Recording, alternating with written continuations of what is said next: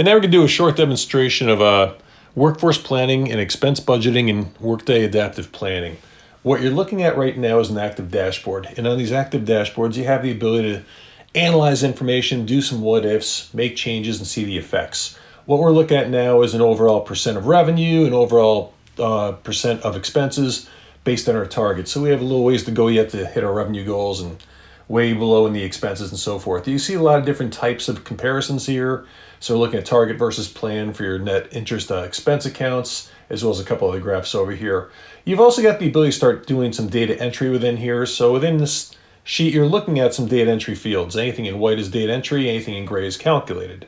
So if I want to, I can say, okay, office rent or telephone or legal and professional, make a change here, put it as $30,000. Everything's going to update on the fly in real time upon a save. There's nothing you have to do to update any gauges, dials, graphs, or anything within the app. I can see the effect in the overall balance sheet, cash flow, and P&L.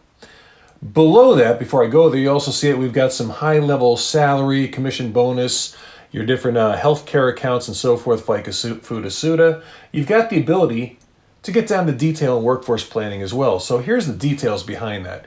Where for this branch, we're looking at these names. Here's their titles. Some of these are new hires, planned new hires, and some of these are current employees, and some are split. We can go ahead, make changes to these folks, give promotions, push them out, move them to different branches, whatever it is we'd like to do.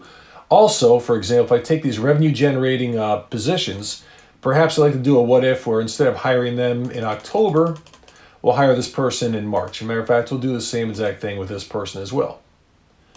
The neat thing about this is the fact that you're just making one simple change here, and upon a save, everything's going to update. You're going to see changes to every single type of calculation, and within here, you will also notice these changes up here within the dashboard. So we went from 60-some-odd% to 84% of the revenues, and our expenses went up to 63%.